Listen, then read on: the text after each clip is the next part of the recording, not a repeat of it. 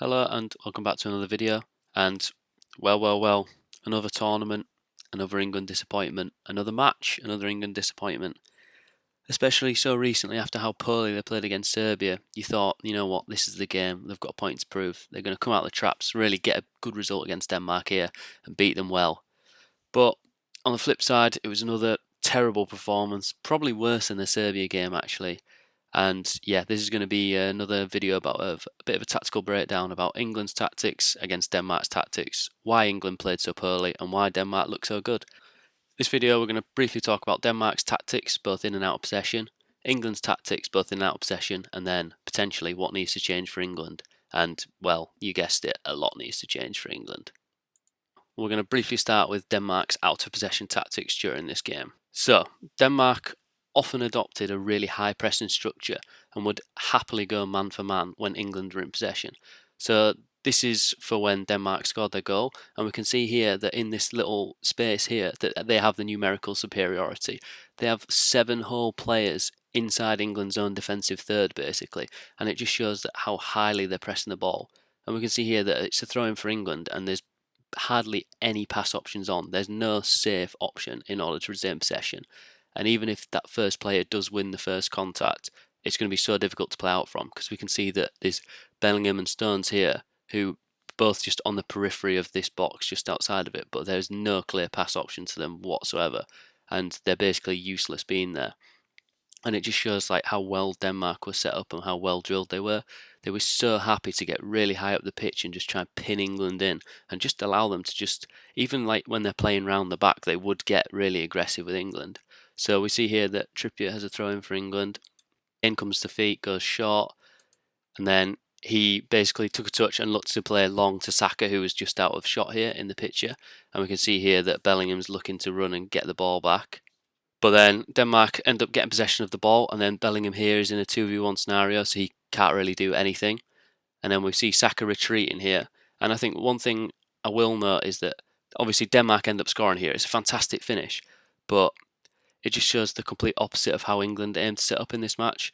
Denmark were far more proactive in achieving a whole team press. They were happy to go man for man against England, and majority of the time that they would beat them, get the ball back, and then end up being a real threat for England. And I just think that this goal summed up a real general lack of desire from England in terms of movement off the ball. It wasn't there the entire game. There was hardly ever any pass options for players, and that led to so many sloppy passes and turnovers in possession. It also says Saka here. Well, yeah, he was probably one of our best players easily. He did initially just start jogging back and then he started to sprint, and that gave this Denmark player time on the ball. I'm not even going to try pronouncing his name, who did score a really good goal, but just showed for England like just this real lack of desire. Denmark really just played against England's weaknesses and England just couldn't overcome them basically.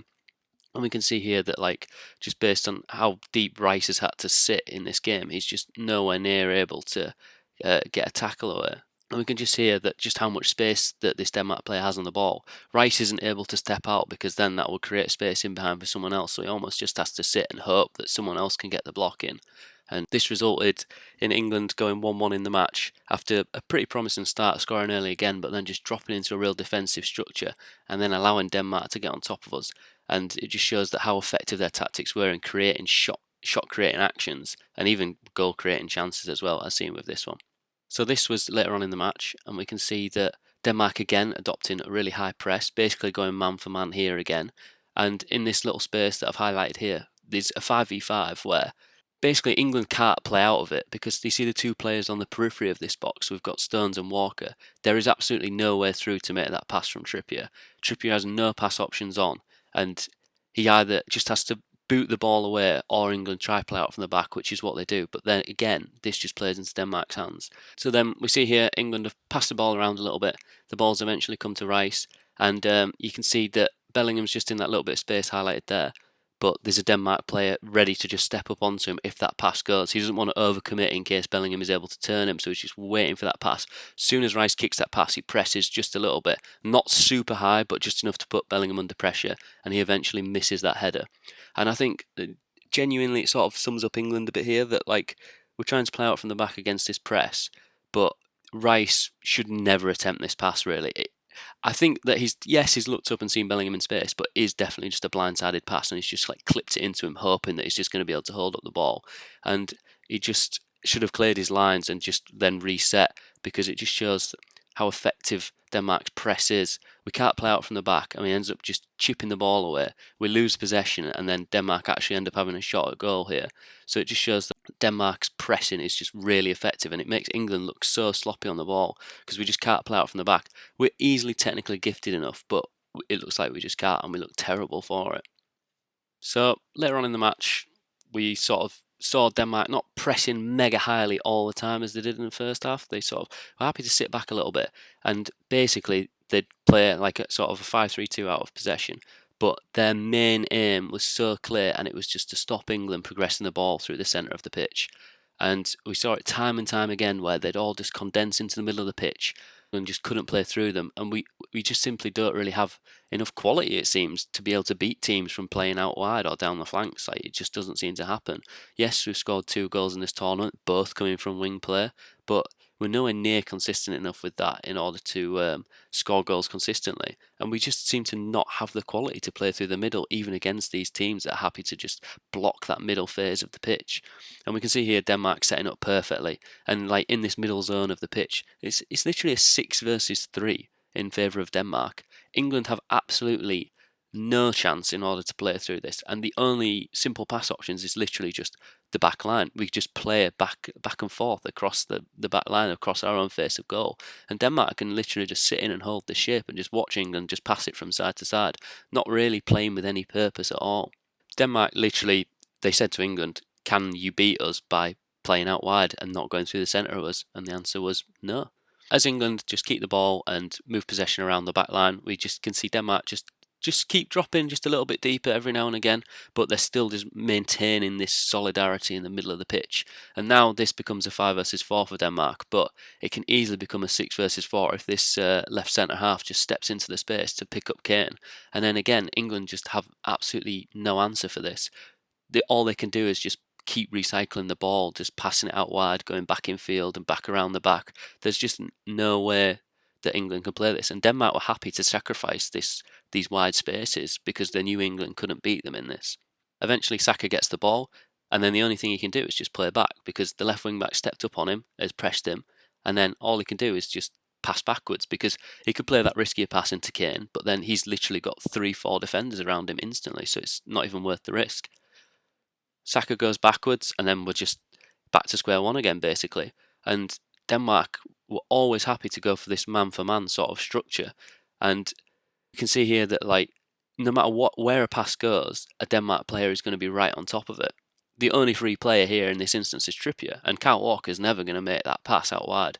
And you can literally see 2 of the Denmark players in the middle of the pitch both pointing out wide because they know that England are just going to keep trying to recycle the ball across the back line and look for those ins through the middle of the pitch, which just never comes. And I think this is just, again, it's just great tactical work from Denmark. They've set up so clearly and their game plan was so set. And it's actually really impressive to see that usually we don't see international teams at big tournaments like adopt like as well in depth and well drilled tactics, because usually teams and coaches just don't have the time to get this in, but they've just done it perfectly. And we can see that no matter where the ball goes, England player is going to be under some form of pressure from a Denmark player, and it's just excellent from them and so poor from England. The only way England can combat this is just they had to move the ball faster, but we were just too happy to just make these simple 5-yard passes, just going side, back, side, recycling it, passing it around our own box, and then just that's it. We were never looking for hardly any penetrating pass into the middle of the pitch. No one was making any movement off the ball, which made it even harder, and it just allowed Denmark to just keep this really solid structure, and they were relatively comfortable for the majority of the game, to be honest.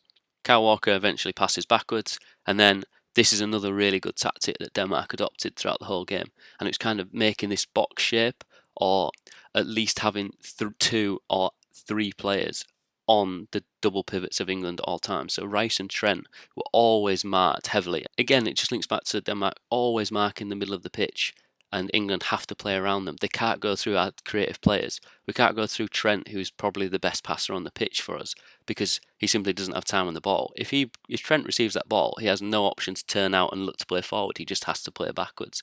And I think, again, it was just excellent defensive structure from Denmark, and they looked to do this the whole game. You could see how it was usually Højbjerg and then maybe Eriksen would always just like step up a bit and look to squeeze the double pivots of England so that there was just no pass options on for them if they received the ball.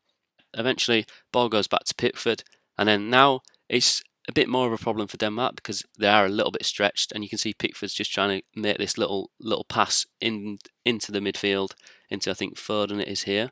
He does make that pass, but then look what happens now. Foden receives the ball, and all he can do is go backwards because there's just no pass options for him. Denmark have again effectively shut out the pitch, and they've pressed quite well, and yeah, he just has to go backwards again. And then here we see again that numerical superiority from Denmark. It happened time and time and time again. I know it might be a bit boring to watch, but this is literally how they beat us. It feels like a loss. That's why I'm even saying it. And yeah, just that superiority. They've literally got 4 players for 2 England players that have passing options. The only place that Trippier can go is back to Guéhi, and then Guéhi's going to have 2 Denmark players running down on him, and then he has nowhere to go. We're just going to briefly move on to England's just general lack of intensity, and their out of possession tactics were questionable at best. This was basically the picture of England when they scored the goal. They'd scored the goal, and then it was basically just classic Southgate: sit back, defend, and hopefully just grind out a 1-0 win. And this was one of the most frustrating things I've ever seen watching England play, because it's a time when we've got so many talented attacking players, and they're just being forced to just sit in a defensive structure. So, as I said in my previous video, I thought that England would probably struggle against Denmark because we don't seem to be able to dominate the ball enough. And Denmark, obviously in this 5-3-2 formation, their wing-backs always play high and wide. You saw against Slovenia how wide and high that they would play throughout the game, and that would just pin the full-backs of Slovenia, so they couldn't really get high up the pitch either. And I think that we see this perfectly here, that we've got Trippier and Walker having to sit so deep, and then that forces Foden and Saka also to drop back and defend. And then we were sort of just sat in this 4-2-4 defensive formation, which is basically a mid, even a low block at times, where Denmark are just able to just constantly just recycle the ball along their back line. England can't even touch the ball, and then they can just keep building from the back and pushing and attacking England. And then I think really key things here is that their 2 strikers all the time looked to stay pretty high up the pitch on England's defensive line, and this pushed England's defensive line back a little bit, and then just created more space in the middle of the pitch for Denmark to just keep the ball and just manipulate around, forcing England back. And I think it's just so frustrating. We've probably got the best attacking 4 in the whole tournament, and then they're literally playing almost in their own defensive third for large parts of the game. They're just sat back against, no disrespect to Denmark, a pretty average team. And as I said in my previous video, I did think that we'd struggle against this, and we just didn't seem to have an answer for it. We were too happy to just sit back, allow Denmark to have possession, and that just links back to our lack of intensity. There was no organised press at all. There'd maybe be 2 or 3 players press, but there would be no whole team press. So if those players got played through, they'd just be like, give up, and then that was that. They were played through, and then Denmark could easily just attack the goal. And there was just no intensity to win the ball back, look to play forward, and then go. We just win the ball back, and then just have to pass it backwards. Because look now, say England win the ball back, I don't know, just say Eriksen makes a mistake, I think that's Eriksen there. We win the ball back, and then, well, we've got our whole team is just behind the ball. We can't do anything with that. The only thing that Bellingham could do here, say if he won that tackle, is just play backwards. And I think another big issue is obviously we've got Saka here. He's the only one of the front 4 that's got any real pace. So if we are going to play like this, Saka might literally be off down the line, running in behind, but then he gets towards the box and he looks to cross, and no one's there because the likes of Kane, Foden and Bellingham are likely not going to be able to keep up with him. So it really impacts us defensively because we're just sat back in a block, which is not how England should be playing at a tournament with the talent that we have, the attacking talent. And then 2, if we did eventually turn the ball over, everyone's that deep that we literally cannot get any good transitional play going. We can't counter-attack. We just end up passing the ball backwards. Denmark can get into their shape, block that middle section of the pitch, and then we're just back to square one again. And that's what happened time and time and time again. We would maybe win the ball back, and then we'd just have to pass it around the back, let Denmark get set up, and then that was that basically. And this was later on in the second half, so this was still 1-1 at this point, and Conor Gallagher came on for Trent, and I think this just also highlights more issues with England just in general. So we can see here that like there's a huge disconnect already in that line between Rice and Conor Gallagher. These are our two central defensive midfielders, and they're already so far apart. And then we can literally just see the huge space in the middle of the park that's been vacated for any of the Denmark players to receive the ball and potentially have a shot or look to drive into. And then again, we just see that numerical superiority in sections of the pitch, where Conor Gallagher basically is effectively marking 3 players. They can easily just play around him. Eriksen could just receive the ball and just tap it off to Højbjerg to run onto and someone to get a shot off, and that is exactly what happens. The ball's just popped into Eriksen, who flicks it around the corner, and then Højbjerg has another shot on target. And there's a reason why Højbjerg had 4 shots on target in this game, and it's because he always had so much space in the centre of the pitch that Denmark could just find him in, and there was no form of England press, no defensive, well-structured organisation. And yeah, when has Højbjerg ever had 4 shots on target in a game? It just shouldn't happen, and it's absolutely criminal. This was a really interesting graphic that was shown at half-time if you were watching on BBC, and it was England's average positions before scoring the goal, so that's in white, and England's average positions after scoring the goal, which is in black. And it's just absolutely crazy to see the difference in this, and it's just so negative from Southgate, and it's clearly something that he's asked his players to do, because no normal player would just then drop in instantly when you've got such a good team against a fairly average team. And it just shows that like how wrong Southgate's got it with this England team. They're one of the best attacking talents we've ever had, and we're playing all these defensive blocks and things like that. And I just don't understand why he seems to think that we go 1-0 up, we just have to drop in. And it just played to Denmark's strengths all the time. Like, our back line would just drop in and be really tight, and then you just have the Denmark wing backs here just pushing forward and just dominating the ball here, and that's what forced England back even further. They would initially drop in, but then would just get forced further and further and further back because they would just give up so much possession and allow so much time for Denmark on the ball. And yeah, words can't really describe this. It's an absolute shocking little visual here, and hopefully Southgate is looking at this and thinking, wow, I really need to change, but I mean, he's definitely not, is he? These were just a few statistics that I pulled from various websites, which I just thought were pretty just eye-opening to see, basically. We can see that obviously in the top left that Denmark had the majority, well, just about the majority of their passes in our own half against England, so it just shows how they're dominating the ball and looking to play in the opposition's half and force England back, and it shows how that our tactics really aided that. And then we can see again that England's only played 44% of their passes in Denmark's half, which just shows the lack of superiority we had in the game, and in reality we did get dominated. Denmark had the most amount of passes in the game, and they had 36 more final third passes against England, and they had 6 more final third entries, again just showing how dominant they actually were. And we can see here at the bottom, 22% of Denmark's passes were done in the final third against England, and only 15% of our passes were in the final third, which just reinforces the point of how poorly we actually played and how little we had of the ball going forward. And it was just extremely poor. And then again, we can see that Denmark have had double the touches of England in the penalty area. And that's where England are probably at our best. That's where we score the majority of our goals, with the likes of Kane, Foden and Bellingham, who are able to get the ball in the box and then shoot on sight and end up scoring. And it just shows absolutely night and day between how good Denmark were versus how poor we were. And we definitely deserve to lose this game, without a doubt, in my opinion.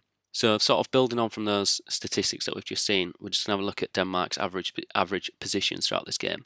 And we've already seen England's how sort of deep and narrow that they came and dropped back into this defensive shape.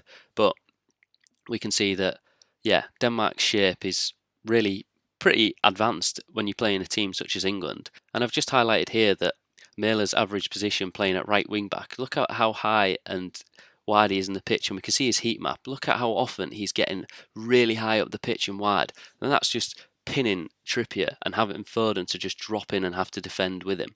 And then we've also got the left wing back here. Look how high and wide he is at all times. Again, just reinforcing this point that England were actually dominated during this game, and we just couldn't seem to get out of our own defensive third, it felt, or even half for the majority of the game. And then we just link that to England's average positions as well. Just look how deep and narrow we are together. Like, that shape is just not a team who plays expansive football, wants to get forward. And again, it's just, we can see our best 4 attacking players just in a line, no one even high at the pitch. And it just really has an impact on turning the ball over, as I've already mentioned, because we will win the ball back and then we just have no one to play to. So we're just having to keep the ball and go backwards again. And I think, again, this sort of, I've talked about in my last video as well, that England lacking an out-and-out left winger is actually a problem still, because we see Foden's heat map here and he's sort of just drifting around in these spaces. He's not really consistently anywhere, really. But then obviously you compare that to Saka and he's holding his width all the time and he's a constant attacking threat in behind. And I think that it just means that we sort of primarily just have more of an attacking threat down the right as opposed to the left as well. And both of our goals in this tournament have come down the right, and I'd say most of our best attacking players come down the right. I wouldn't really say that we've had any massive clear-cut chances directly coming from the left-hand side of the pitch. And I think the big issue for me is that it's probably going to affect us later on in the tournament, because if there's times where we need players who are going to get in behind, and Southgate's so reluctant to make these changes, then we're just going to suffer, because Saka's the only one that can do that. But if he's getting 2v1 the whole game, or say just having a bad game or getting marked out of the game, then we're going to be absolutely shafted. And I just want to compare this to the likes of, say, Spain, playing with Williams and Yamal out wide. They play super high, super wide all the time, hold their width, and look at how many chances that they can create, and they're absolutely terrorising defenders. And then we look at Germany with Musiala and Wirtz. They will hold the width, but yes, they can play inside, but they usually start wider and then come inside, and it has such a good impact on them. And it just again plays into the, we need players who can receive to feet and hold the width and get in behind. And we only seem to have players who can come to feet, one player who can get in behind, and one player who can hold the width. And then you've sort of just got Foden, who, yes, is really good on the ball, really good at playing into feet, but he just doesn't seem to fit this system, sadly. And it's absolutely no fault of Foden's at all.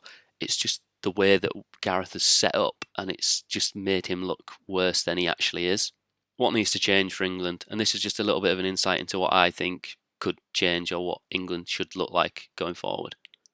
So here, just comparing Anthony Gordon's heat map in these English Premier League matches compared to Foden's heat map from the European qualifications. And we can see that both players are extremely effective, but with hugely different tactical implications.